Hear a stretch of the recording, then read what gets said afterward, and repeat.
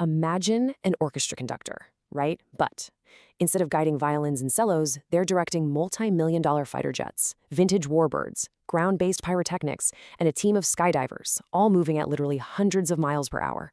That is the reality of high-speed aviation events. Welcome to today's Explainer, where we're going to be demystifying the absolute unsung hero of the aviation world, the Airboss.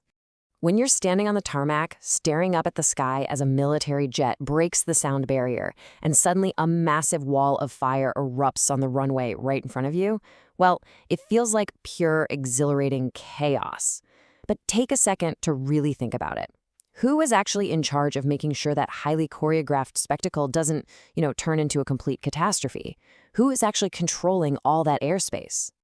Okay, let's dive into this. The Federal Aviation Administration, the FAA, actually has a very specific, formal definition for this role. The Airboss is the individual delegated the primary responsibility for the control of airshow operations. We're talking about active taxiways, the runways, and the entire airshow demonstration area. While that waiver to airspace is in effect, they are the single point of authority over all participating aircraft. They aren't just like an announcer or some casual coordinator. No, they are the absolute operational authority on the field. Which brings us to Section 1, the heavy burden of command and orchestrating safety in the skies. And this brilliantly illustrates exactly what we mean.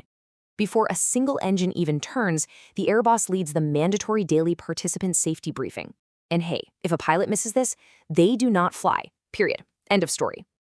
The Airboss is also meticulously coordinating with local air traffic control, managing the transition of airspace, and dealing with any transient, non-participating aircraft, say a local medical helicopter that needs to urgently pass through the area.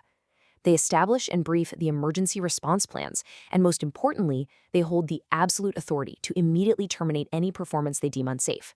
See, they're actively managing the event from the tower. They are definitely not just watching it. Let's actually walk through how that authority plays out in real time during an incident. Step 1. The Airboss, who's stationed up high with an unrestricted view of the aerobatic box, observes an unsafe maneuver or an in-flight emergency. Step 2. They immediately get on the radio and order the termination of the performance. There's no debate, no second guessing. Step 3. They instantly coordinate with air traffic control to clear the surrounding airspace. And Step 4. They execute the emergency response drill, directing crash, fire, and rescue units to the exact necessary locations. And guys, this whole sequence, it all happens in a matter of seconds. Let's move to and see how this builds into Section 2, climbing the ladder, and the Airboss Recognition Program. This brings us to a group called ICAS, the International Council of Airshows. The FAA has partnered directly with industry organizations like ICAS to run this rigorous Airboss recognition program.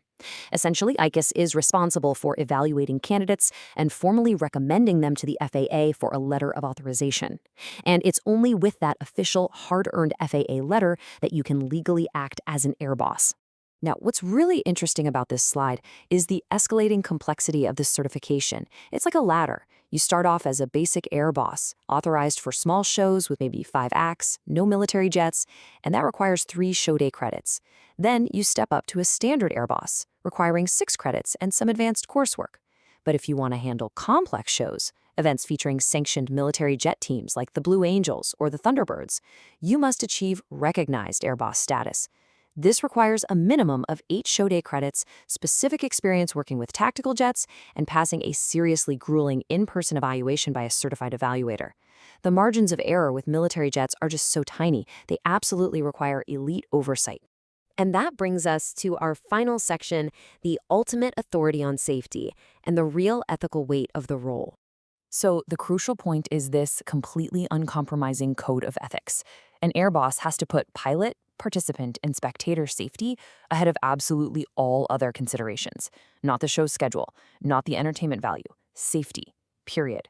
Furthermore, to maintain the absolute integrity of the program, they can never, ever accept certification recommendations from peers where there's a financial or familial conflict of interest. If they see an unsafe act, they're ethically bound to report it immediately. They have to continuously maintain the deep respect and confidence of both their fellow pilots and the FAA. And I think this is perfectly captured right here in this excerpt from the ICAS Safety Creed.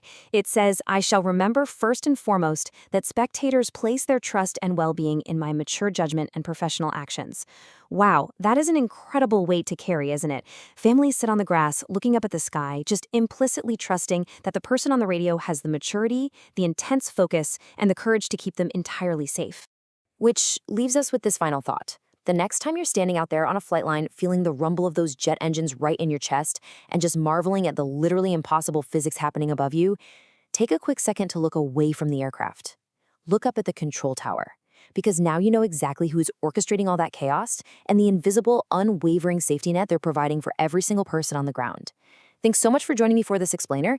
Keep learning and, hey, keep looking up.